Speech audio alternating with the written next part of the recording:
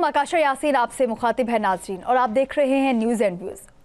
आज के प्रोग्राम का आगाज़ DGISPR की अहम कॉन्फ्रेंस ब्रीफिंग से करते हैं नाज़रीन, जहां पाक फ़ौज के तर्जुमान लेफ्टिनेंट जनरल अहमद शरीफ चौधरी ने दहशतगर्दी, सियासत और रियासती जिम्मेदारियों पर वाज़े और दो टुक मौक़िफ़ पेश किया है। DGISPR ने बानी PTI इमरान खान पर तनकीद करते हुए कहा कि उन्होंने अपनी जमात और हुकूमत को एक फ़र्द के गिर्द घुमाकर डिक्टेटर की तर्ज पर चलाया है और आज भी दहशतगर्दों से मुज़ाकरात की बात उसी पुराने बयानिए का तसलसल है।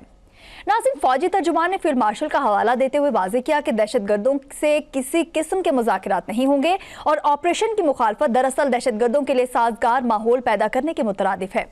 हम देखते हैं कि DGISPR ने इस चीज़ पर भी जोर दिया कि सियासत सियासी जमातों का काम है, फौज का काम नहीं है, और कौमी सलामती पर बेलाग राय देने का कहा और दहशतगर्दी के मामले पर रियासती इदारों में मुकम्मल हम आहंगी मौजूद है, उनकी जानिब से ऐसा कहना था। जबकि हम देखते हैं कि पाक फौज का मौक़िफ़ बिल्कुल हमेशा से ही वाज़ेह है कि रियासत पाकिस्तान दहशतगर्दी के खिलाफ ज़ीरो टॉलरेंस पॉलिसी पर कायम है और तशद्दुद के जरिए रियासत को ब्लैकमेल करने वालों के लिए कोई गुंजाइश नहीं है। DGISPR ने सरहद पार मौजूद दहशतगर्द नेटवर्क, भारतीय प्रोक्सी किरदार और अंदरूनी सहूलतकारी की निशानदेही करते हुए कहा कि दुश्मन के अज़ाइम वाज़ेह हैं, लेकिन रियासत हर महाज पर चौकन्ना और मुत्तहिद है। ये प्रेस ब्रीफिंग एक वाज़ेह पैगाम थी कि अब हम की नहीं, फैसलों की घड़ी है और सवाल ये है कि क्या तमाम सियासी कुव्वतें इस कौमी बयानिए के साथ खड़ी होंगी या नहीं खड़ी होंगी। नाज़रीन, प्रोग्राम के दूसरे हिस्से में हम इस पर भी बात करेंगे कि मुल्क में सियासी मुज़ाकरात के इम्कान पर एक बार फिर सवालिया निशान लग चुका है। हम देखते हैं कि हम बात भी करते हैं प्रोग्राम में, कुछ दिन से हमारे प्रोग्राम का टॉपिक भी यही रहा है कि ये मुज़ाकरात आया संजीदगी जो है वो किस तरफ से नहीं दिखाई जा रही। मुल्क में सियासी मुज़ाकरात के इम्कान पर एक बार फिर सवालिया निशान, जहाँ हुकूमत और अपोजिशन के बयानिए आमने सामने नजर आ रहे हैं। कुछ हुकूमती वज़रा जो हैं वो कुछ और बयान देते हैं, कुछ हुकूमती वज़रा हैं मतलब बयान में तजादात जो है वो पाए जा रहे हैं। हुकूमती हलकों का मौक़िफ़ है कि वज़ीर-ए-आज़म ने एस्टैब्लिशमेंट और सियासी क़यादत को एतमाद में लेकर मुज़ाकरात की पेशकश की, मगर इमरान खान आमादा नहीं हैं। दूसरी जानिब PTI मुलाकात, मुज़ाकरात और स्ट्रीट मूवमेंट को आपस में जोड़कर आगे बढ़ने की हिकमत अमली पर कायम है। इन बयानात, अदालती पेशरफ्त और माजी की नाकाम कोशिशों ने सियासी बहरान को मज़ीद पेचीदा और फैसला कुन मरहले में दाखिल कर दिया है। तो ये तमाम चीज़ें नाज़रीन हमारे सामने मौजूद हैं। हमारे साथ हमारे एक्सपर्ट्स मौजूद, तारिक सुमैर साहब, शकील करार साहब, आतिफ भट्ट साहब और सकीर चौधरी साहब, आप सभी को खुशामदीद कहेंगे अपने प्रोग्राम में। तारिक सुमैर साहब, आपसे प्रोग्राम का आगाज़ करना चाहूँगी। DGISPR ने कहा है कि खैबर पख्तूनख्वा में दहशतगर्दों को साजगार सियासी माहौल फराहम किया जाता है। क्या ये इल्ज़ाम जो है वो सियासी जमातों पर बराह रास्त एक तनकीद समझते हैं आप? जी बिल्कुल, शुक्रिया आकाशा। आपको पता है कि बड़ी रिकॉर्ड प्रेस कॉन्फ्रेंस थी, 3 घंटे 20 मिनट पूरी कौम ने सुनी, हमने भी सुनी, और उन्होंने आगाज़ दहशतगर्दी के ख़िलाफ़ ऑपरेशन से किया और फिर बीच में सियासत के भी मामलात आए, सहूलतकारी के भी मामलात आए। उन्होंने जहाँ खैबर पख्तूनख्वा के हवाले से बात की, उन्होंने तमाम जो चीफ़ मिनिस्टर्स हैं उनके इंटरव्यूज़ के क्लिप्स या तकरीरों के क्लिप्स सुनाए, जिसमें मरीम नवाज़ हो गई, मुराद अली शाह, सरफराज बुगटी, वो क्लियर लाइन दे रहे थे कि दहशतगर्दी के ख़िलाफ़ जंग में हम फ़ौज के साथ खड़े हैं और ये दहशतगर्दी के ख़िलाफ़ जंग पाकिस्तान के मफाद में है। जबकि खैबर पख्तूनख्वा के चीफ़ मिनिस्टर जो सोहेल अफरीदी हैं वो डिफरेंट बात कर रहे हैं। वो कह रहे हैं ऑपरेशन नहीं हम करने देंगे, वो कह रहे हैं हम मुज़ाकरात की बात करते हैं, हम हैबतुल्लाह से भीख मांगते हैं जी वो हमें अमन देंगे। तो वो उन्होंने आज वाज़े किया कि क्लैरिटी आ चुकी है 2023 से, जब field marshal police line Peshawar गए बम धमाके के बाद वहाँ गए, उन्होंने वहाँ क्लियर कट कहा फितनात और ख़ारिज किया है, कुरान और हदीस की रोशनी में गुफ्तगू की, तो सारी चीज़ वाज़े होगी। अब जो मैं आता हूँ, आपका सवाल है कि खैबर पख्तूनख्वा हुकूमत क्या करी है। खैबर पख्तूनख्वा हुकूमत पर उन्होंने इल्ज़ाम लगाया कि वो सहूलतकारी करती है दहशतगर्दों की। उसके उन्होंने हवाले भी दिए, दहशतगर्दी के फिगर भी दिए। 71% दहशतगर्दी 2025 में खैबर पख्तूनख्वा के अंदर ही, बाकी पूरे मुल्क के अंदर इस्लामाबाद का एक वाक़या मिलाएं बलूचिस्तान को तो 29% बनती है, 28% आप कह लें बलूचिस्तान में वाक़यात हुए। तो वो कहते हैं कि यहाँ काम नहीं हो रहा, इस सूबे में हम काम करते हैं, जो सिविल एडमिनिस्ट्रेशन है उसको फ्री हैंड नहीं दिया जाता सियासी क़यादत की तरफ से, और सियासी मकासद के लिए इनके लीडर माजी में भी मुज़ाकरात की बात करते रहे, यानी इमरान खान, और अब भी मुज़ाकरात की बात करते हैं। तो दहशतगर्द तंजीमों से कोई मुज़ाकरात नहीं होंगे, ये हमारी रियासत की क्लियर कट पॉलिसी है। फिर उन्होंने अपनी प्रेस कॉन्फ्रेंस में वज़ीर-ए-आज़म शहबाज शरीफ, सदर आसिफ ज़रदारी, फील्ड मार्शल के मुख्तलिफ क्लिप्स दिखाए, तो उन्होंने आज क्लियर कट पॉलिसी दी है एक मरतबा फिर रियासत की तरफ से, इस्टेबलिशमेंट की तरफ से, कि दहशत गर्दी के ख़िलाफ़ जंग जो है वो मुल्क के मफाद में है और उसके ख़ात्मे तक, आखिरी दहशत गर्द के ख़ात्मे तक ये जारी रहेगी। कोई इबाम जो थे ना थोड़े बहुत पाए जा रहे थे वो भी ख़त्म हो गए हैं। फिर उन्होंने खैबर पख्तूनख्वा के हवाले से कई जर्नलिस्ट थे जो पेशावर से आए हुए थे, उन्होंने बार बार सवाल किया कि बॉर्डर सील है जी, आप उसको बॉर्डर को खोलें। उसकी उन्होंने वजाहत की कि बॉर्डर सील होने से पाकिस्तान को फ़ायदा हुआ है, पाकिस्तान का कोई नुकसान नहीं है, हमारी जो मईशत को कोई नुकसान नहीं हो रहा, बल्कि जो डॉलर की स्मगलिंग, कौन से बॉर्डर की बात हो रही है जो अफगानिस्तान के साथ? जी, अफगानिस्तान के साथ बॉर्डर की जो सील अक्टूबर के बाद से वाक़यात के बाद, तो उसकी उन्होंने बड़ी क्लियर कट। फिर उनसे एक जर्नलिस्ट ने ये सवाल किया कि अगर कल कलां खैबर पख्तूनख्वा की काबीना ये फ़ैसला कर देती है कि जी फ़ौज को वापस खैबर पख्तूनख्वा से बुला लिया जाए और भेज दिया जाए, उन्होंने कहा ये पॉसिबल नहीं है। आइन के आर्टिकल 245 का उन्होंने हवाला दिया जिसमें फेडरल गवर्नमेंट ये इख्तियार देती है फ़ौज को, फ़ौज हलफ भी उठाती है जब वो ऑफिसर्स काकूल अकेडमी में पास आउट होते हैं तो हलफ उठाते हैं पाकिस्तान की सालमियत के तहफ़्फ़ुज़ का। तो ये पॉसिबल नहीं है। 1000 पोस्टें हैं, दहशत गर्दों के रहम करम पे हम खैबर पख्तूनख्वा के अवाम को नहीं छोड़ सकते। तो उन्होंने क्लियर कट बातें की हैं, ज़बरदस्त बात की है। फिर उन्होंने आज एक और बड़ी वजाहत कर दी है। एक बात की जाती थी कि जी बानी पीटीआई आजकल कहते हैं मैं बेख्तियार था, मैं बेख्तियार वज़ीर-ए-आज़म था।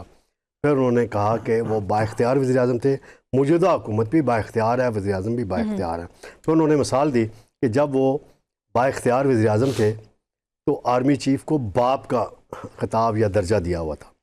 तो उन्होंने कहा पाकिस्तान का बाप कायद-ए-आज़म मोहम्मद अली जिन्ना है, बानी पाकिस्तान और कोई नहीं हो सकता।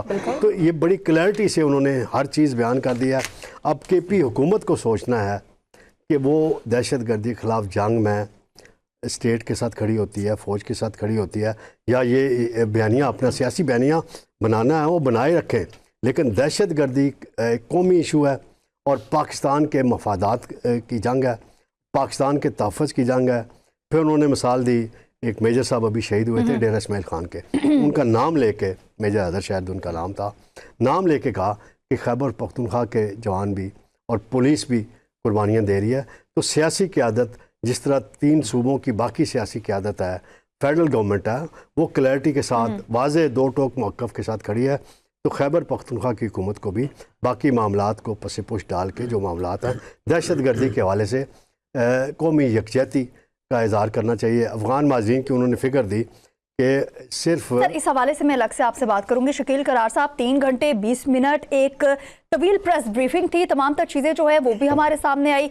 ओवरऑल आप इस प्रेस ब्रीफिंग को किस नज़र से देख रहे हैं ये भी बताइएगा, और उसके साथ साथ जिस तरीके से तारिक सुमैर साहब ने बात की कि आर्मी चीफ को कौम का बाप कहने के हवाले से DGI-SPR ने एक तनकीद जो है वो भी की है, ये बयान किसी सियासी हालात में दिया गया था उस टाइम बानी पीटीआई की जानिब से, और इस वक्त मुख्तलिफ हलकों में इसकी क्या तशरीह हुई है ये भी बताइएगा।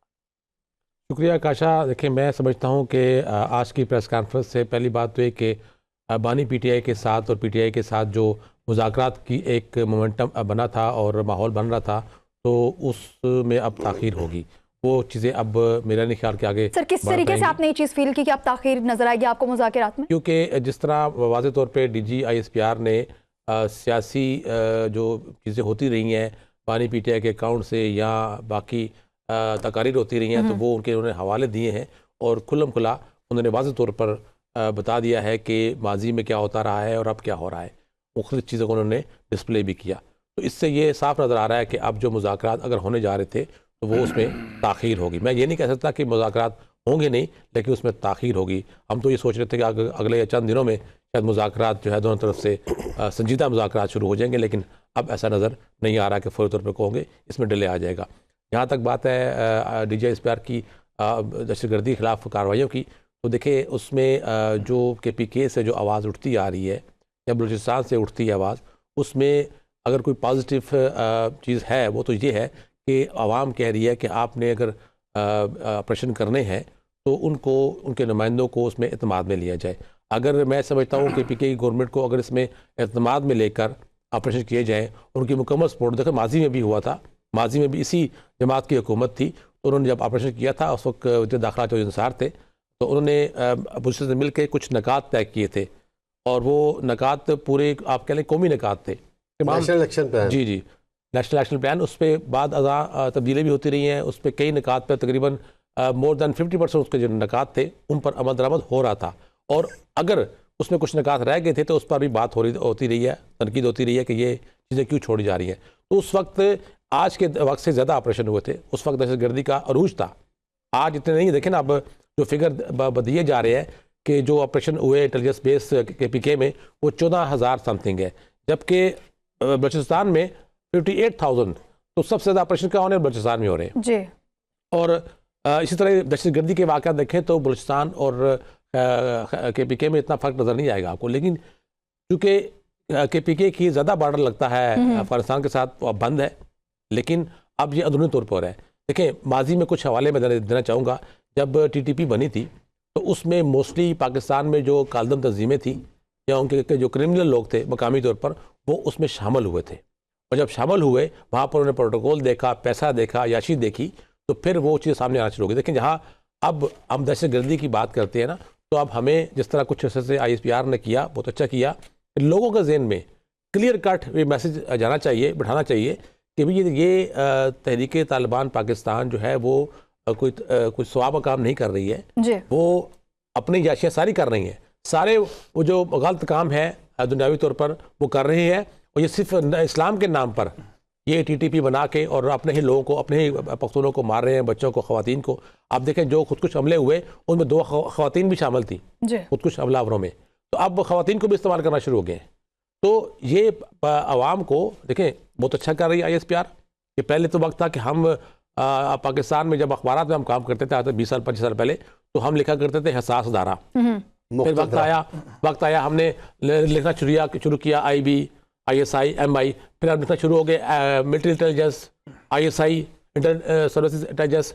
तो इतनी आज़ादी मिलती रही, लेकिन बाद हल्कों ने उस आज़ादी का गलत फ़ायदा उठाया और चीज़ों को दूसरी तरफ ले गए। फिर सोशल मीडिया आया, वो फैलता गया। तो हमारे देखें ना, सोसाइटी में अगर आप अच्छा काम हो रहा है, दहशतगर्दी को ख़त्म करने के लिए, जड़ से ख़त्म करने के लिए, हम भी चाहते हैं दहशतगर्दी ख़त्म हो। अगर तमाम हल्कों को इत्तेमाद ले ले, माजी मिसाल मौजूद है ना, नेशनल प्लान किस जमात को शामिल नहीं किया गया था, तमाम को उस पर इत्तेफाक था। शकील करार साहब, आप कह रहे हैं कि बैठ के बात होनी चाहिए, जहाँ पर मुल्क की सालमियत की बात आ जाएगी, मुल्क की हिफाजत की बात आ जाएगी, तो वहाँ पे आप समझते हैं कि जरूरी है कि उस सूबे में जो हुकूमत मौजूद है उससे बैठ के बात पहले की जाए? जी बिल्कुल। देखें ना, आपका इस वक्त सबसे ज़्यादा जो दहशतगर्दी है KPK में हो रही है, सबसे ज़्यादा मुतासर KPK हो रहा है, और वो खुद जैसे DG ISPR कह रहे हैं कि दहशतगर्दी होगी तो फिर कौम मुल्क तरक्की नहीं कर सकते। बिल्कुल ठीक बात, हम मानते हैं नहीं कर सकते, तो फिर आप उनको उन पर ले। लेकिन इससे पहले भी CM यही सुहेल अफरीदी कोर कमांडर से मिल के आए थे ना, मुलाकात जिस भी नौयत की थी, मिले, तो अभी दोबारा बुला ले, बैठा ले, उनको बात करें, सिर्फ दहशतगर्दी के ऊपर बात करें ना, पॉलिटिक्स में बात ना करें, उनसे उठा ले, एतमाद में ले ले, वो अपनी कैबिनेट को एतमाद में ले लेंगे। तो मेरा नहीं ख्याल कि उससे मुखालफत करेंगे कि इस तरह के ऑपरेशन अगर सूबे में हो रहे हैं वो नहीं करेंगे मुखालफत। बिल्कुल। शकील करार साहब, कुछ दिन पहले भी हमने देखा है कि सुहेल अफरीदी की जानिब से यही कहना था कि हम एस्टैब्लिशमेंट के साथ बैठ के बात करने को तैयार हैं। बिल्कुल। सगीर चौधरी साहब, गुज़िश्ता साल खैबर पख्तूनख्वा में 16 खुदकुश हमले हुए हैं, जबकि मजमूई तौर पर 27 किए गए। ये क्या समझते हैं आपके, ये क्या ये दादोशुमार सूबाई हुकूमत की कारकर्दगी पर एक सवालिया निशान जो है वो उठाते हैं, या वहाँ पर क्या इशू थे जिसकी वजह से ये जो बहुत ज़्यादा इस चीज़ को हाईलाइट किया जा रहा है कि खैबर पख्तूनख्वा में ही 16 जो है वो खुदकुश हमले हुए हैं? इसके साथ जिस तरीके से शकील करार साहब ने भी बात की और हमारे साथ जिस तरीके से तारिक सुमैर साहब ने भी यही कहा कि बानी PTI जो है वो इससे पहले भी यही बात कर चुके हैं कि इनके साथ मुज़ाकिरात होने चाहिए, जो मुल्क के हमारे मुल्क के ख़िलाफ़ है, जो मुल्क के बारे में बात करते हैं, जो मुल्क में खुदकुश हमले करते हैं, जो वहाँ की आवाम का ख्याल नहीं करते हैं, हर तरफ खून ही खून देखना चाहते हैं, इंतशार की बातें करते हैं, तो उनके साथ मुज़ाकिरात कैसे हो सकते हैं? बिस्मिल्लाहिर्रहमानिर्रहीम। शुक्रिया काशा। देखें, आपने दहशतगर्दी के हवाले से बात की, क्योंकि DG ISPR lieutenant general Ahmed Sharif Chaudhry साहब ने एक तवील तरीन प्रेस कॉन्फ्रेंस की। वो तवील तरीन प्रेस कॉन्फ्रेंस इसलिए की चूँकि साल का अख्ताम है, साल ख़त्म हो चुका 2025, तो उन्होंने जाहिर सी बात है कि सिक्योरिटी का अहाता करना था, जो भी उनकी अचीवमेंट्स थी इस सिक्योरिटी को लेकर और जितने उन्होंने ऑपरेशंस किए थे उस हवाले से उन्होंने ये बताया, और शहादतों के हवाले से भी बताया, और इंटेलिजेंस बेस्ड जो ऑपरेशन थे उसमें भी उन्होंने तफसील से उसका अहाता किया, जिसमें उन्होंने कहा कि एक साल में 75,175 इंटेलिजेंस बेस्ड ऑपरेशन पूरे मुल्क में किया गया, जिसमें सबसे ज़्यादा बलूचिस्तान और फिर खैबर पख्तूनख्वा था। इसके अलावा मुल्क के दीगर सूबे और इलाके भी शामिल थे। और अगर अब हम महाना, इसकी मैंने एक तफसील निकाली है, तो ये 6,264 बनते हैं महाना जी, जो इंटेलिजेंस बेस्ड ऑपरेशन हमारी फ़ौज कर रही है। इसी तरह 205 जो हैं वो रोज़ाना बनते हैं। और इसके नतीजे में एक साल में जो शहादतें हुई हैं उनकी अगर तादाद देखी जाए तो वो है 1235, यानी कि 102 शहादतें महाना की बुनियाद पर हो रही हैं दहशतगर्दी के ख़िलाफ़ जंग में, और 3 शहादतें औसतन जी, जो है वो रोज़ाना हो रही हैं, जिसमें मुतअद्दिद जो हैं वो सिक्योरिटी फोर्सेस के एहलकार, जवान और अफसर जो हैं वो शहीद हो रहे हैं। तो ये जो ऑपरेशन है ये आकाशा आज से नहीं शुरू हुआ। अगर खैबर पख्तूनख्वा या बलूचिस्तान की बात की जाए, ये 2001 की कहानी है, इससे भी पीछे है, लेकिन जो एक्सट्रीम टाइम आया वो 2001 से लेके अब तक तकरीबन जो अदाद-ओ-शुमार ये कहते हैं कि 1 लाख से ज़ायद अब तक शहादतें हो चुकी हैं। और मुख्तलिफ ऑपरेशन भी किया गया, जिसमें ऑपरेशन ज़र्ब-ए-अज़्म आपको याद होगा कि बड़ा एक जो है वो तालिबान की हुकूमत के ख़िलाफ़ था, तालिबान दहशतगर्दों के ख़िलाफ़ था, सॉरी। और जब उन्होंने बिल्कुल अपने पंजे गाड़ने शुरू किए थे तो वो हुआ था। इसके बाद रद्दुल फसाद ऑपरेशन भी हुआ और भी बड़े ऑपरेशन हुए। तो सूरत-ए-हाल ये है कि डीजी साहब की जो प्रेस कॉन्फ्रेंस है उसका एक मकसद तो ये था कि जो साल भर अचीवमेंट हुई है, चूँकि पाक फ़ौज एक सिक्योरिटी का इदारा है, उसने इंटरनल और एक्सटर्नल सिक्योरिटी को देखना है और ख़ित्ते की जो मजमूई सूरत-ए-हाल है उस हवाले से भी पाकिस्तान की आवाम को आगाह करना है। तो तवील तरीन प्रेस कॉन्फ्रेंस तो उसके गिरदी घूमी है, जो कि अफ़गानिस्तान के पार से ख़वारजी और फितरतुल हिंदुस्तान जो थे, जो उनके स्पॉन्सर्ड है हिंदुस्तान के, वो आके कार्रवाइयाँ करते हैं, उनकी उन्होंने तफसीलात बताई। और जो बैनुल-अक़वामी कम्यूनिटी और बैनुल-अक़वामी हल्के और मुख्तलिफ हुकूमतें उनके हवाले से कहती हैं, उनकी उन्होंने बाकायदा क्लिप्स चलाए कि ये लोग जो है वो इन ख्वारजियों के बारे में या टीटी के बारे में ये ओपिनियन रखते हैं। और इसका जिक्र भी उन्होंने किया कि शाम से तकरीबन कोई 2,500 के करीब दहशतगर्द जो हैं वो अफ़गानिस्तान में दाखिल हुए हैं। इसी तरह से उन्होंने और भी बहुत सारी यहाँ चीज़ें की। उसमें एक चीज़ उन्होंने तनकीद भी की। उन्होंने तनकीद ये की कि उन्होंने एक लफ्ज़ बोला था, बारीक वारदातिये। ठीक है, वो बारीक वारदातियों का लफ्ज़ क्योंकि उनसे सवाल हुआ था, तो उस नाज़र में उन्होंने बोला था कि जब भी कोई यहाँ पर दहशतगर्दी के ख़िलाफ़ कोई कार्रवाई की जाती है तो ये बारीक वारदातियाँ जो है उनकी हिमायत पर सामने आ जाते हैं। ह्यूमन एक्टिविस्ट जो है वो उन्होंने एक उसका भी जिक्र किया, नाम भी लिया था जी, कोयटा से पकड़ा गया जी, बिल्कुल। प्रोफेसर उस्मान काजी का नाम लिया गया कि वो सोशल मीडिया पर बयानिया बनाया उन्होंने, और उनके सबकी डोरियाँ उन्होंने कहा कि बैरून मुल्क से हिलती हैं। अब बात करने का मकसद ये है, या अदाद-ओ-शुमार बताने का मकसद सिर्फ ये है कि जब पाक फ़ौज जो है वो रोज़ाना की बुनियाद पर और माहाना और सालाना इतनी शहादतें दे रही है, और फिर एक सूबे में अगर ये चीज़ जो है उसको इशू बनाया जाए सिक्योरिटी को लेकर, जो कि सिक्योरिटी वफाक का इशू है जी, ये समझने की ज़रूरत है। वो कोई इंटरनल सिक्योरिटी नहीं है, कोई एक सूबे की सिक्योरिटी का इशू नहीं है जो कि पुलिस ने हैंडल करना है। ये वफाक के अंडर है, दिफा का इदारा। और जब आपकी सरहदी सिक्योरिटी आएगी तो उस पर वफाक की ज़िम्मेदारी होती है कि उसने कहाँ पे किस तरीके से सिक्योरिटी मेजर्स लेने हैं, और उसमें हमारी पाक फ़ौज है, हमारी फोर्सेस हैं, उन्होंने जो है वो इस सारे मामले को देखना होता है। उन्होंने इंस्ट्रक्शन लेके अपने हिसाब से जो है वो वहाँ पे ऑपरेशंस करने होते हैं।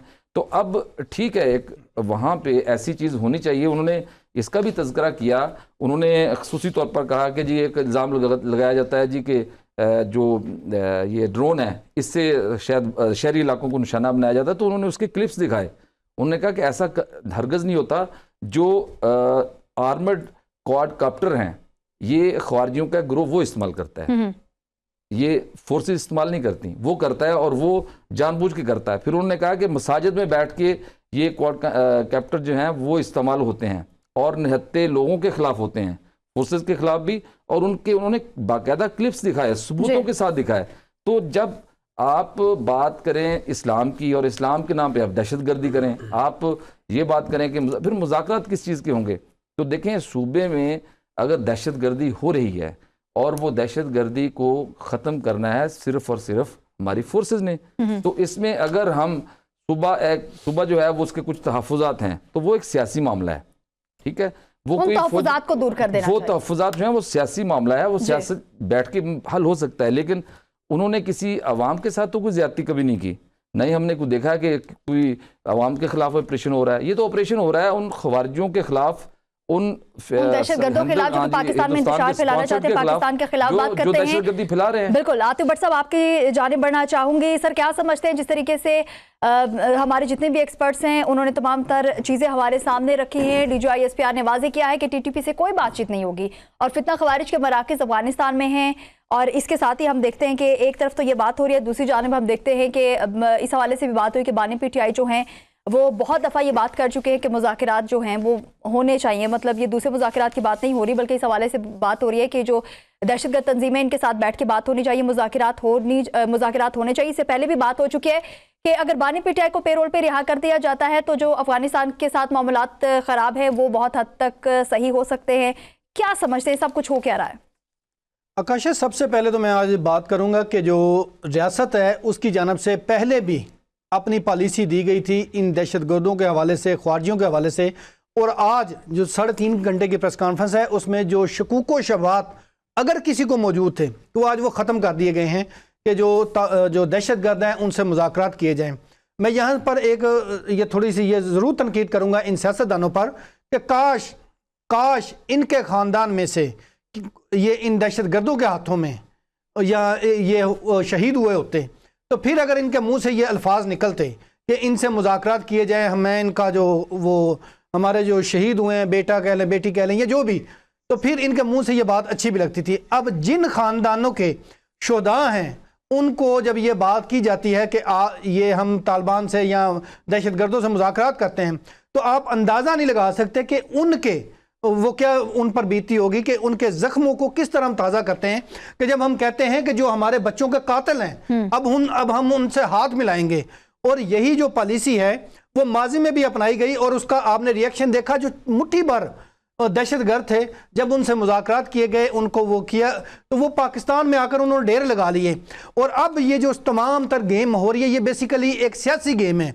सियासत, हर शख्स जो है वो अपनी अपनी सियासत कर रहा है। माजी में जब भी ऑपरेशन किए गए हैं तो आपने देखा होगा कि ANP की जानब से जब ये सपोर्ट की गई थी उस ऑपरेशन को, तो उस वक्त जो दहशतगर्द थे उन्होंने ANP को और बिलखसूस जो बलोर ख़ानदान है उनके ऊपर जो है वो खुदकुश हमले और अटैक करने जो है वो शुरू कर दिया, और उसके नतीजे में शहादतें भी हुई। और अभी भी यही है कि ये जो पॉलिटिशियन जो इस वक्त KPK में हुकूमत में हैं वो इसीलिए ये कर रहे हैं ताकि उनके ख़ानदान भी महफूज रहें और उनका जो इक़्तिदार है वो बचा रहे। अब दूसरी बात जो शकील करार साहब ने एक जुमला बोला है कि हम उनको एतमाद में लिया जाए। एतमाद में आप किसको लेंगे? क्या तहरीक इंसाफ की जो हुकूमत है KPK में, क्या वो ये इख्तियार रखती है कि ये वो जो टेबल पर बैठेगी? वो नहीं रखती। वो उनका तमाम तर जो सर्कल है वो बानी तहरीक इंसाफ की तरफ है। बानी तहरीक इंसाफ पहले ही कह चुके हैं कि दहशतगर्दों से मुज़ाकरात किए जाएं, इनका ऑपरेशन की मुखालफत करो, हर तरह की मुखालफत करो। तो ऐसे में कैसे जो जेल में सजा याफ्ता शख्स है, क्या उसके पास जाकर रियासत उसको कायल करे कि हमें दहशतगर्दों के खिलाफ ऑपरेशन करने दे? क्योंकि ये तो कठपुतली है उसकी, ये तो किसी सूरत ये वोट लेकर उसके नाम पे आए हुए हैं, उसकी राय के नाम पर लेकर आए हैं, तो ये कभी भी उसकी मुखालफत जो है वो नहीं कर सकते। इसलिए ये, लेकिन आतिफ भट्ट साहब, इससे पहले भी हमने देखा है कि जब भी मुल्क में दहशतगर्दी जो है वो फैली है तो ये तमाम तर सियासी जमातें जो हैं वो हमें एक पेज पे नजर आई हैं। ये माजी की बात कर रही है। माजी में भी जो बानी तहरीक इंसाफ है, आपने देखा होगा कि उन्होंने उस वक्त भी जो ड्रोन अटैक्स होते थे तो उसके खिलाफ एक मार्च किया था, आपको याद होगा। और अभी भी जो ड्रोन अटैक कौन करता था उस वक्त भी, जो उसका भी मैं आपको जवाब देता हूं। और अभी भी जो उनकी पॉलिसी यही है। मैं ये कह तो नहीं सकता, काश ये ऐसा इक्का दुक्का वाकयात हुए होते इन सियासी जमातों के अंदर, इनके अपने प्यारे जो हैं वो इस वतन की खातिर शहीद हुए होते इन दहशतगर्दों के हाथों, तो फिर अगर ये बात इस तरह की करते तो फिर मैं कहता था कि ये राइट कह रहे हैं, क्योंकि ये भी उतने ही जख्म खुर्दा हैं इन दहशतगर्दों के जितने दूसरे हैं। अगर माजी में गुड़ तालिबान और बैठ तालिबान का नारा भी लगा था, वो जो गुड़ तालिबान बैठ तालिबान का नारा लगा था, जिन्होंने लगाया था, आज वो उस वक्त एक पेज पर थे, और वो उस वक्त के जो थे वज़ीर आज़म, वो आज भी कहते हैं कि हमें ऑपरेशन नहीं करना। और यही वजह है कि जो अगर दहशतगर्दों का गढ़ देखा जाए तो वो भी ये केपीके के अंदर है, और केपीके के अंदर बजाय इसके कि वो इन दहशतगर्दों का मुकाबला करें। और दूसरी बात है कि वहां पर जो पुलिस है वो आपको भी पता है, मुझे भी पता है कि वो कितना इनका मुकाबला कर सकती है, कितनी वो उनको इस हवाले से जो है ट्रेनिंग दी गई है। इसीलिए जो पाक फौज है उसके जवान वहां पर जाकर ऑपरेशन भी करते हैं, शहादतें भी उठाते हैं, जनाजे भी होते हैं, उठाए जाते हैं, और उसके बावजूद जो है वो एक ही राग लापा जाता है जी हम दहशतगर्दों से मुज़ाकरात करने चाहिए। मैं समझता हूं कि जब एक हुकूमत और एक रियासत की जानब से पॉलिसी बनाई गई है, माजी में जो नेशनल एक्शन प्लान मुतफिका तौर पर बनाया गया था, उसी को आगे कैरी ऑन करके इनसे मुज़ाकरात की बजाय इनके साथ जो है वो निमटना चाहिए आनी हाथों से। अगर ये चंद मुट्ठी भर बलूचिस्तान में जब हथियार डलवाए गए थे और सरेंडर कराया लोगों से, तो बातचीत के बाद ही कराया ना। अगर आप इन चंद मुट्ठी भर जो दहशतगर्द है इनके सामने हथियार डाल देंगे तो उसके बाद आपकी रियासत कहां पर होगी? हथियार डालने की बात कौन कर रहा है? हम तो कह रहे हैं कि जो माजी में भी आप खुद करते रहे हैं, बलूचिस्तान में करते रहे हैं, दोस्तों ग्रुपों से आप कहते रहे हैं कि आप हथियार डाल दें, हम आपको कबूल कर लेंगे। तो देखें जी, मुज़ाकरात तो दोहा में भी हुए थे, कतर में भी हुए थे, इस्तांबुल में, वो खुद भागे हैं। मैडम मैं भी बैठा हूँ और आप सबके पॉइंट्स जो है वो भी क्लियर हो चुके हैं। सो हम सबका भी यही मौकिफ है कि दहशत की जंग जो है वो पूरी कौम की जंग है। DGISPR ने भी जिस तरीके से आज इस बात पे जोर दिया है कि दहशतगर्दी की जंग सिर्फ हमारी जंग नहीं बल्कि पूरी कौम की है, और अगर ये नासूर ना काटा गया तो घरों और बाजारों तक भी पहुंच जाएगा। इस पर हम ब्रेक पर जाएंगे और ब्रेक पर आने के बाद इस पर बात करेंगे कि क्या जितनी भी सियासी जमातें हैं वो इस एक पॉइंट पर मुत्तफिक हो पाएंगी या नहीं हो पाएंगी। यहाँ पर वक्त एक शॉर्ट ब्रेक का, स्टे विद अस।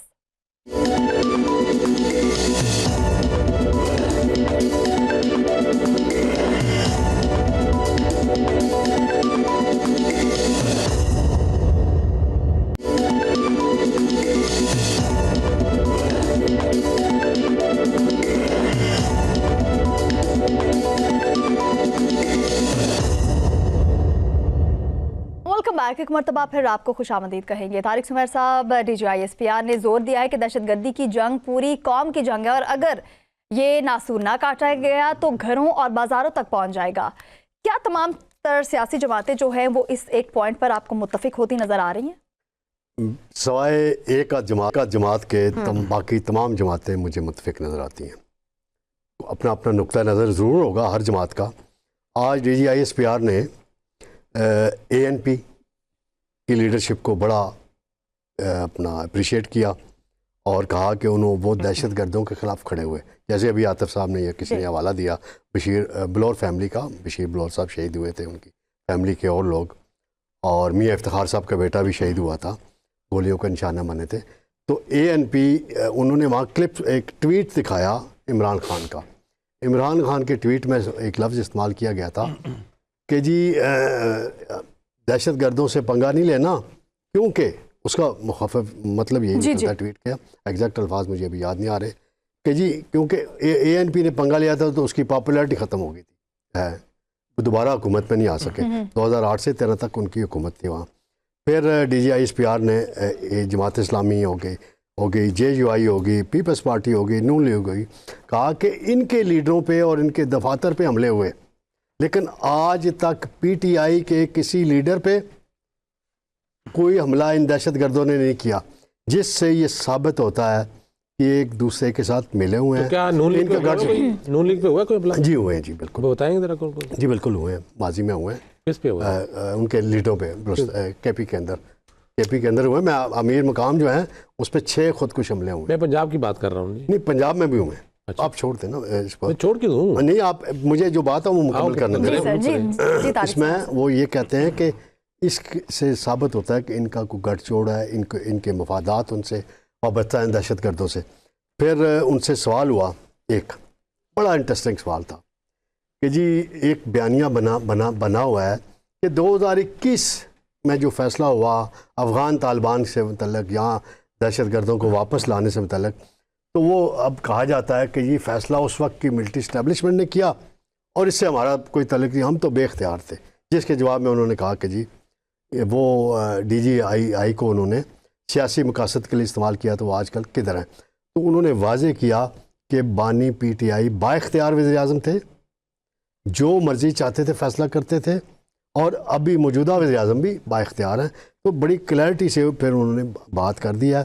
जो उन्होंने ये कहा कि अगर सियासी जमातें इकट्ठी ना हुई तो गली कूचों में माजी में ये दहशतगर्द पहुँचे हुए थे। लाहौर तक को निशाना बनाया गया, वहाँ पर एक SSP एक DIG शहीद हुए थे, और भी बहुत से वाक़यात हुए। तो मैं दाद दूंगा यहाँ मियाँ मोहम्मद नवाज शरीफ को और जनरल राहिल शरीफ को, जिन्होंने 2014 के बाद APS वाक़े के बाद नेशनल एक्शन प्लान बनाया, बहुत कामयाब ऑपरेशन किया और उसको कंटिन्यू रखा गया। लेकिन उसमें गड़बड़ कब हुई? जब 2020 में दोहा माहिदा हुआ। उस माहिदे के बाद हम ये समझे कि हम एक चाय का कप काबुल में पिएंगे तो ये दहशतगर्द वही। अब आज उन्होंने एक क्लिप सुनाया कि जो एक भारतीय किसी शख्स का था कि दुश्मन का वो, हम दुश्मन है अफ़गानिस्तान, अब दुश्मन है पाकिस्तान का, तो हम दुश्मन के साथ हाथ मिलाएंगे और अगली बार हम हमला करेंगे मिलकर पाकिस्तान पे 2026 में। तो इस पर उन्होंने कहा दाएं से आओ बाएं से आओ जिधर से आओ, आपको करारा मज़ा चखाया जाएगा वरना पैसे वापस। ये इस हद तक उन्होंने अज़म थे वो इस हवाले से। तो सियासी जमातों में अगर कोई छोटे मोटे मामलात हैं, अगर सियासी मामलात हैं जो अदालती मामलात हैं और सियासी मामलात हैं, उसके लिए मुज़ाकरात की बात हो रही है। देखते हैं वो बेल मुंडे चढ़ती है नहीं चढ़ती। तो ये दहशत गर्दी पर मेरा वही शुरू से यही लाइन है, शुरू से यही मौक़िफ़ है कि आप इस पर कोई कमज़ोरी ना दिखाएं। इस पर आप ज़रा सी भी कमज़ोरी दिखाएंगे तो फिर आप देखें एक मरतबा थोड़ी सी कमज़ोरी दिखाई गई थी। स्वात में क्या हालात बने थे, फिर स्वात में ऑपरेशन किया जनरल कियानी साहब के दौर में, पीपल्स पार्टी को भी दाद देनी पड़ी। दोहा तुर्की में मुज़ाकरात क्यों किए गए थे? वो दोहा तुर्की अफगान तालिबान से मुज़ाकरात, तालिबान हुकूमत से मुज़ाकरात करनी है। और भाई वहाँ हुकूमत है ना, भाई वहाँ हुकूमत है ना, वहाँ कोई और हुकूमत नहीं है। पॉइंट आ चुका है शकील करार साहब, उसी हुकूमत से मुज़ाकरात कर रही हूं कि आप कुछ बताना चाह रहे हैं हमारे व्यूअर्स को, सर प्लीज शेयर कीजिएगा। देखिए अब आपका माजी, हमारा पाकिस्तान का माजी भरा पड़ा हुआ है कि आपने दहशतगर्दों से मुज़ाकरात भी किए, बैड तालिबान गुड तालिबान भी बात होती रही है। तो हम आपको तो कोई ऐसा काम करने को नहीं कह रहे कि वो जो माजी में ना हुआ जिसकी मिसाल ना मिलती हो या आपके आइन के ख़िलाफ़ हो, आपके असूलों के ख़िलाफ़ हो। तो ये मुज़ाकरात तो आप सबसे करते हैं। आपने दोहा में तो तुर्की में मुज़ाकरात किए, तालिबान हुकूमत से किए, तो तालिबान कौन है? अगर तालिबान कौन है? उसी की शाख को ये पाकिस्तान में बनी ना, TTP जिसे कहते हैं हम, तहरीक तालिबान पाकिस्तान, ठीक है, उसी की हुकूमत, उसी के साथी हैं। आज वो ला तुर्की का आज़ाद कर दें इनसे। पाकिस्तान की मौजूदा हुकूमत ने ही उनसे मुतालबा किया था और फिर हमारी आर्मी ने ही निशानदेही की थी कि ये दहशतगर्द अफगानिस्तान में मौजूद है जो पाकिस्तान में दहशतगर्दी करवा रहे हैं। या तो उनको आप रोके, उनकी सहूलतकारी ना करें, या फिर हमें आप अलाउ करें, फिर उनको हम खुद निपट लेंगे। फिर पाकिस्तान की ऐसी फौज ने कार्रवाई की ना, टारगेटेड कार्रवाई की कि सिर्फ वो दहशतगर्द मारे गए, आम लोगों पर हमला नहीं किया पाकिस्तान की आर्मी ने, तो किया ना। तो आज भी वही दहशतगर्द मौजूद हैं अफगानिस्तान के मुख्तलिफ शहरों में, जिनको तालिबान की हुकूमत मुख्तलिफ अंदाज से उनकी सहूलतकारी कर रही है, उनको चीज़ें फराम कर रही है, उनको जो इमदाद आ रही है भारत से वो उन तक पहुँचा रही है, और वो पाकिस्तान में कार्रवाई कराते हैं। अब हाँ, बॉर्डर बंद हुआ, ये फ़र्क जरूर आया कि दहशतगर्दी में कमी आई, और जो मजीद जो हमलावर आ रहे थे वहाँ से वो रुक गया, वो जो सप्लाई आ रही थी वो रुक गई। लेकिन जहाँ पर जो मौजूद हैं, जो उनको सहूलतकार हैं, वो तो अपनी कार्रवाई कर रहे हैं, उनको पेमेंटें भी आ रही हैं, उनको बाकी चीज़ें मिल रही हैं, यहाँ से मिल रही हैं, और वो अपनी कार्रवाई कर रहे हैं। अच्छा शकील करार साहब, प्रेस कॉन्फ्रेंस में हमने एक और चीज़ देखी है कि असद कैसर का भी क्लिप और इमरान खान के जो ट्वीट्स थे वो भी नशर किए गए। इसके अलावा और भी बहुत से अपोजिशन लीडर्स हैं जिनके क्लिप्स जो हैं वो भी नशर किए गए हैं। इन क्लिप्स को पेश करने का मकसद क्या समझते हैं और किस तनाजुर में किए गए हैं? देखिए, इसका मकसद तो यही नज़र आ रहा है कि ये बताने की कोशिश की जा रही है कि ये जो माहौल है उसको ख़राब किया जाता है, सियासी माहौल को, और दहशतगर्दी के खिलाफ जो कार्रवाई जारी हैं उसके हवाले से आवाम में एक नेगेटिव या मनफी रुझान पैदा करने की कोशिश की जा रही है। ये उस तरफ इशारा था जी कि ये इस तरह के बयानात से आवाम के अंदर, ख़ासतौर पर KPK के आवाम के अंदर जो रुझान है दहशतगर्दी के खिलाफ जंग की, उसको मनफी अंदाज से पेश करके लोगों में उसके खिलाफ नफरत पैदा की जाती है। जैसा कि आप देखें ना, इससे पहले बन्नू में क्या हुआ था, आज से कुछ 4-5 महीने पहले, कि वहाँ की जो पुलिस थी उसने हाथ खड़े कर दिए थे कि वो कोई भी किसी किस्म का काम नहीं करेंगे जब तक उनको मुकम्मल सपोर्ट नहीं मिलती। वो तो दहशतगर्द इलाके में ओपन फिर रहे थे जी। आज देखें ना, आज वहाँ पर बन्नू में कोई दहशतगर्द ओपन नहीं फिर पा रहा, चीफ सीमा पहले थे। बता लेने वाला चीफ मिनिस्टर चला गया ना, बता देने वाला। आप वहाँ आपकी मौजूदगी में रहते थे, बता मुझे तो नहीं पता नहीं है आपकी। मौलाना फजलुर रहमान साहब के बयान रिकॉर्ड पे हैं, वो सबसे बेस्ट हैं उनके बयानात। वो वहाँ तक पहुँचे कैसे, शहर तक कैसे पहुँचे? उन्होंने इंडस हाईवे पे अपना कब्जा किया, ओपन कहा करते रहे। इसमें जो भी कुछ शुरू आ रहा है, देखिए हम तो किसी एक तबके की बात नहीं करते, हम तो चाहते हैं कि हमारे मुल्क में अमन हो, चाहे वो KPK हो, बलूचिस्तान हो, या कोई भी शहर हो, कोई सूबा हो। लेकिन उसके लिए फिर आप कार्रवाई करें तो फिर उसमें आपको खात्मा नजर आना चाहिए। अब जितने ऑपरेशन किए गए, जितनी शहादतें हुई हमारी आर्मी की या सिविल हो लोग इसमें जहाँ बाग हुए, तो उसका नुकसान तो हमने पूरा करना है ना।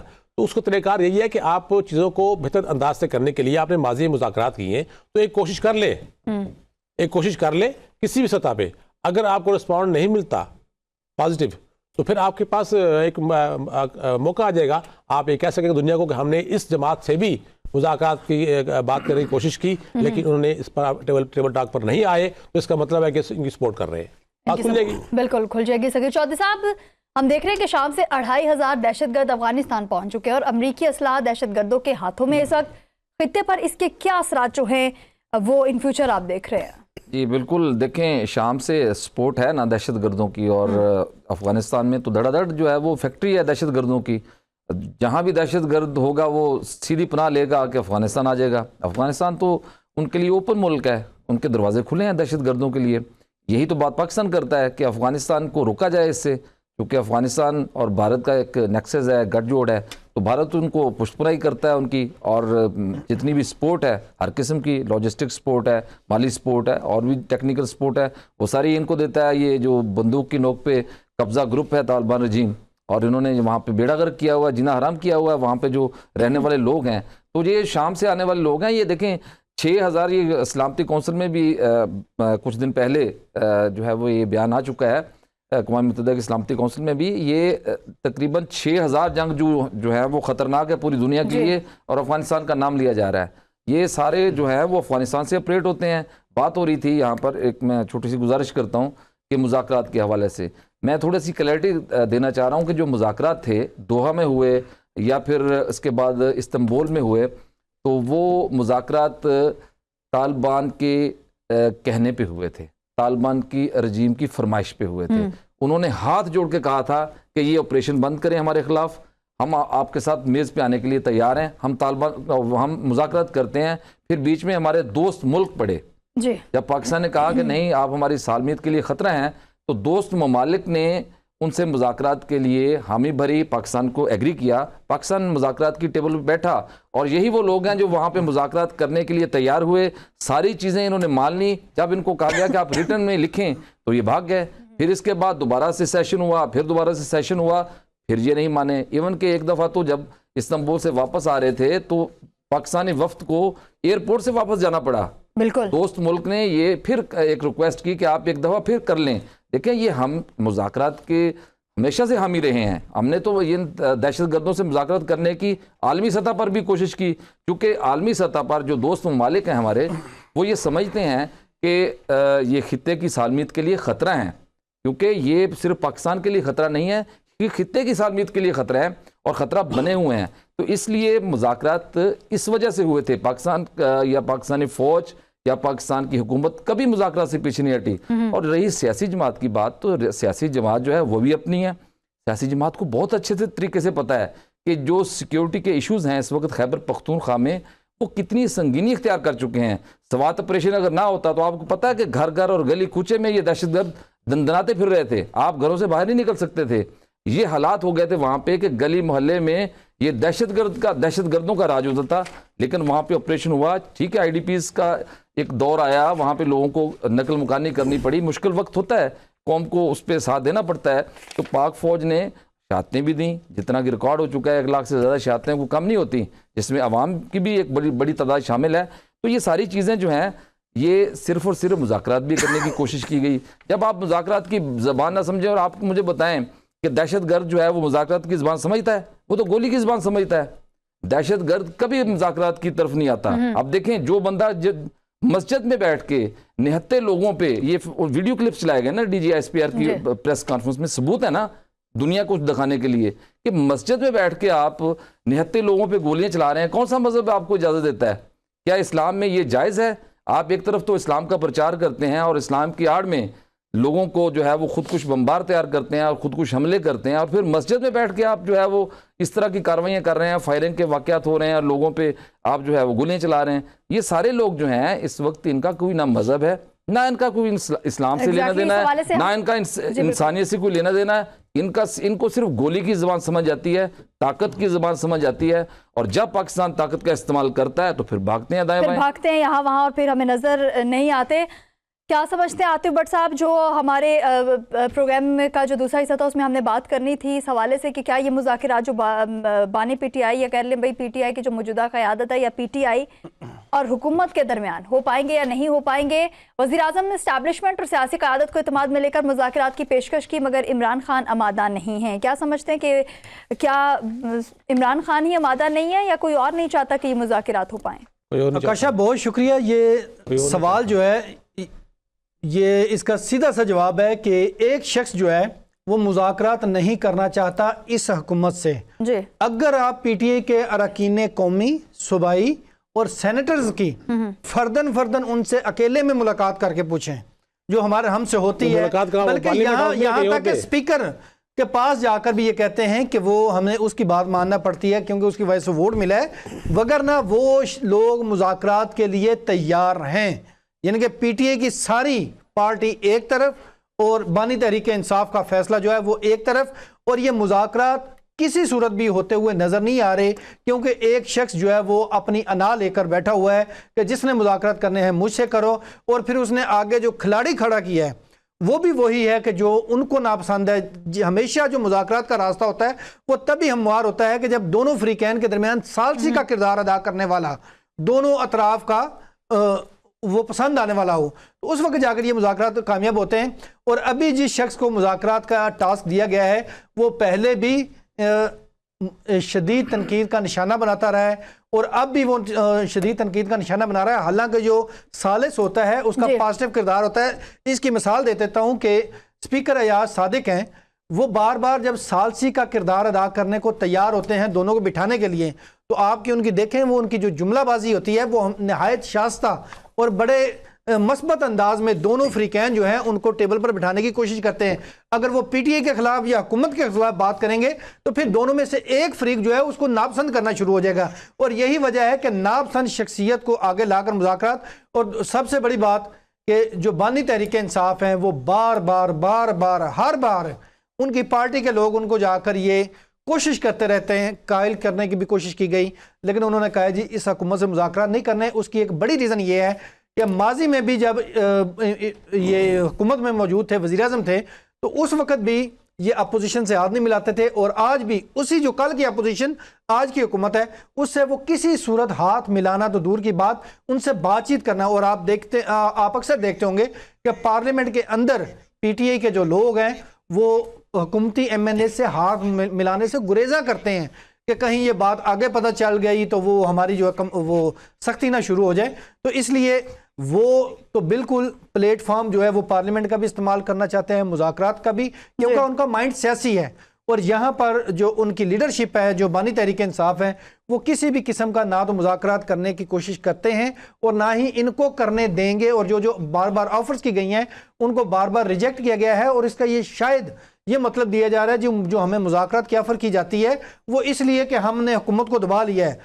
कतई नहीं, वो सिर्फ हुकूमत यही चाहती है कि एक सियासी जमात जो है, जो वाहिद हल है किसी भी मसले का, वो पार्लियामेंट के अंदर जो है वो टेबल है, और वो टेबल पर बैठने को हुकूमत तैयार होती है, और पीटीआई जो है वो अपने लीडर के पीछे लगकर इनकार कर देती है। तारिक सुमैर साहब एक लाइन सिर्फ मुझे बोलने दें। अगर आप फौज को कमजोर करेंगे तो फिर वेनेजुएला की मिसाल आपके सामने है। वेनेजुएला की मिसाल इस वक्त आपके सामने है। तारिक सुमैर साहब, एक शॉर्ट आंसर आपसे भी सवाल से चाहूंगी कि जो पीटीआई के वकला हैं उन्होंने कहा है कि जब तक बानी पीटीआई से मुलाकात नहीं करवाई जाएगी अदालती कार्रवाइयों का मुकम्मल तौर पर बायकॉट करेंगे। क्या समझते हैं कि इससे पीटीआई की सियासत पे कोई फर्क पड़ेगा या कुछ और ही होने वाला है? नहीं, अदालती कार्रवाई कौन सी, जो बानी पीटीआई के खिलाफ मुकदमात चल रहे हैं ना, तो उनका बाइकाट, पहले भी मुकदमात आजकल डिले हुए हैं, बाइकाट करने का नुकसान होना है बानी पीटीआई को, फ़ायदा कोई नहीं होना।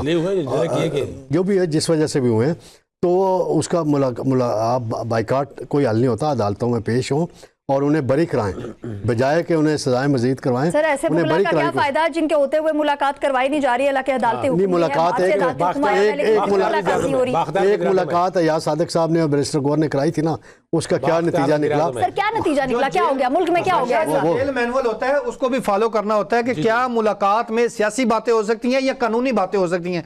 जब वकला जाकर मिलते हैं तो फिर भी सियासी बातें होती हैं, दूसरे लोग भी जाकर मिलते हैं तो सियासी बातें होती हैं। तो ये कभी भी अदालत ये इख्तियार नहीं देती कि एक शख्स जो है वो अंदर बैठकर पाकिस्तान के अंदर जो है वो तहरीक चलाने की कॉल दे दे और ये उसके पीछे सर जो है। आपने सियासी बातों के हवाले से बात की, तो माजी में भी हम देखते रहे कि बहुत सी सियासी जमातों के जो रहनुमा थे, अगर वो जेलों में थे, वहां से भी सियासी फैसले जो होते थे, सियासी बातें जो वो होती, हाँ डेफिनेटली ये तमाम चीजें सियासी तो कह दिया ना वो, ये तो होगा। बाद में क्या हुआ था? 3 बार धरना रहा। सर हमारे प्रोग्राम का वक्त खत्म हो चुका है। बहुत शुक्रिया, हमारे एक्सपर्ट्स हमारे साथ मौजूद थे, तारिक सुमैर साहब, शकील करार साहब, आतिफ भट्ट साहब और सगीर चौधरी साहब। इसी के साथ अपनी मेजबान आकाशा यासीन को दीजिए इजाजत। खुदा हाफिज।